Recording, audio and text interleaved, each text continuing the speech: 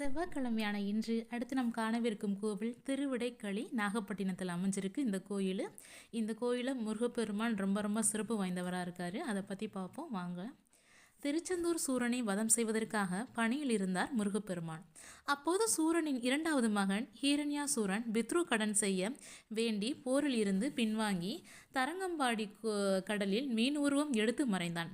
இதை அறிந்த முருகப்பெருமான் அவனை தேடி பிடித்து சம்ஹாரம் செய்தார். ஹிரண்யாசுரன் சிறந்த சிவன்பக்தன் என்பதால் அவனை கொன்ற முருகப்பெருமானுக்கு பாவம் உண்டானது.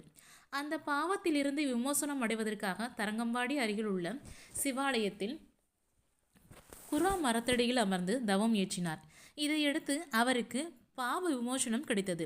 தன் மகனான குமரனை இந்த தளத்திலேயே இருந்து அருள் புரியும்படி சிவபெருமான் கேட்டுக்கொண்டார். மேலும் அவருக்கு பின்புறத்திலேயே தானும் அமர்ந்தார் என்பது தல வரலாறு. ஹிரண்யாசுரனை கொன்ற பாவம் கழிந்த தலம் என்பதால் இதற்கு விடைக்களி என்று பெயர் வந்ததாக சொல்லப்படுகிறது. திருமுறைகளில் இடம்பெற்றுள்ள முருகப்பெருமான் தலங்களில் இதுவும் ஒன்று.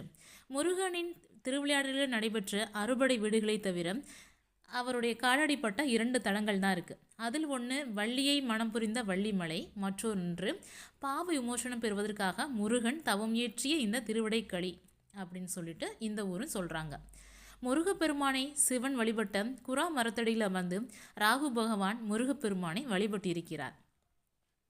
இதனால் ராகுதோஷம் உள்ளவர்கள் இங்கு வந்து பிரார்த்தனை செய்தால் விரைவில் திருமணம் நடைபெறும், தம்பதியரிடையே ஒற்றுமை பலப்படும்.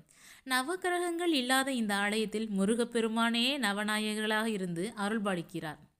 இத்தலம் முருக வழிபாட்டிலேயே அனைத்து விதமான நவகிரக தோஷங்களும் விலகிவிடும் என்கிறார்கள்.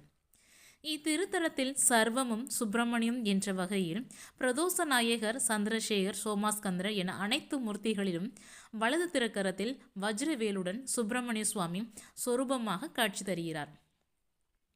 சண்டிகேஸ்வரர் சந்நிதியில் உள்ள சிவசண்டிகேஸ்வரரும் குகசண்டிகேஸ்வரரும் தங்கள் திருக்களத்தில் மழுவை ஏந்தாமல் வஜ்ரவேலை ஏந்தி காட்சி தருவது குறிப்பிடத்தக்கது.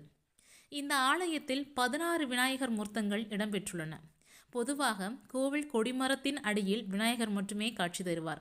ஆனால் இங்குள்ள கொடிமரத்தின் கீழ் விநாயக பெருமானுடன் வேலவனும் காட்சி தருகிறது தனி சிறப்பு. கருவறையில் முருகப்பெருமானுடன் சிவபெருமானும் சேர்ந்தே அருள்பாலிக்கிறார். இத்தலத்தின் 4 எல்லைகளிலும் ஐயனார் கோவில்கள் இருப்பதும் இங்குள்ள முருகப்பெருமானுக்கு மயிலுக்கு பதிலாக யானை வாகனமாக இருப்பதும் குறிப்பிடத்தக்கது. எல்லா ஊர்லேயும் முருகப்பெருமானுக்கு மயில் தான் வாகனமாக இருக்கும். இங்கே யானை வாகனமாக இருக்குது. இங்கே முருகப்பெருமானை நவகிரகமாக செயல்படுறாரு. நம்ம வீடியோ பார்க்குறவங்க சப்ஸ்கிரைப் பண்ணுங்கள், ஷேர் பண்ணுங்கள், தொடர்ந்து நம்மளை ஃபாலோ பண்ணுங்கள். நன்றி.